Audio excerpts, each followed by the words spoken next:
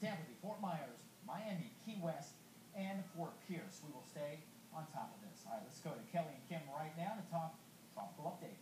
And Adam, with the severe weather we're finding and the flash flooding that we're seeing around Boynton Beach tonight, it just goes to show you that a system that's well out over the Gulf waters is pretty far-reaching with its impacts. It is, and so that's why, probably tomorrow afternoon sometime, we're going to see some of the effects maybe as far north as the Gulf Coast. So now is the time to get prepared, so we just want to make sure you are thinking about this now.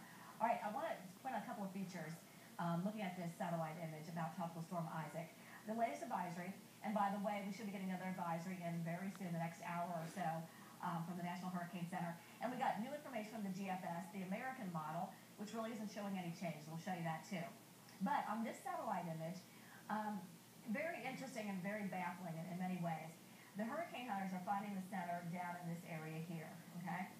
But if you look at this, you can almost see, it looks like an eye or something trying to form in there. I mean, it's kind of hard to tell in the satellite image, but it does look like maybe we could argue there's a center. If you didn't know any different, you'd say it looks like an eye's trying to form there. The other feature, Kelly, is you see this little arc cloud. We call it like maybe an arc cloud. Initially, I thought, well, maybe it's cirrus, but maybe it's an arc cloud, and if that would be the case, I'm throwing a scenario out there. If it's gusting out, let's say it's like a thunderstorm complex, that gusts out and you get a gust front with it. It almost looks like we could argue that as well.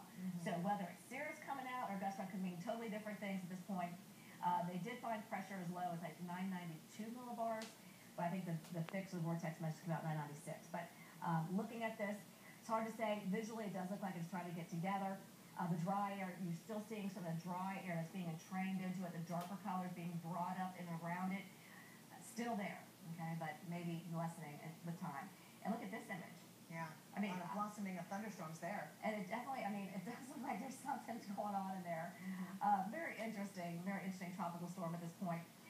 It is going to get in warmer water, too, so we will see this probably intensify, get a little bit stronger before it does make landfall. Here it is on radar, and you can probably imagine where the center is on this. Yeah, looking at the satellite and then the radar, Kim, do you think that is where the eye is trying to pop, or what you're thinking you're seeing on satellite? It sure seems like it could be somewhere up in this area where, up in here where the convection is. Because when the thunderstorms develop, you get, a lot of air that's rising around those storms, and pressure begins to drop, and sometimes a low takes over, or the center moves up underneath the thunderstorms. Maybe we're seeing that. We're definitely seeing the low-level or surface winds coming in this direction. So you could follow the radar returns up here.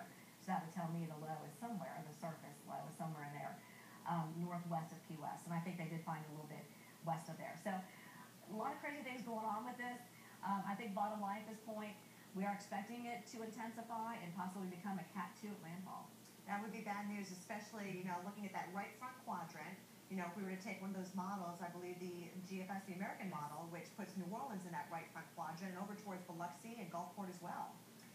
You can imagine, this would be a Cat 2, but, probably levees can hold Cat 3, but I would be prepared for anything at this point.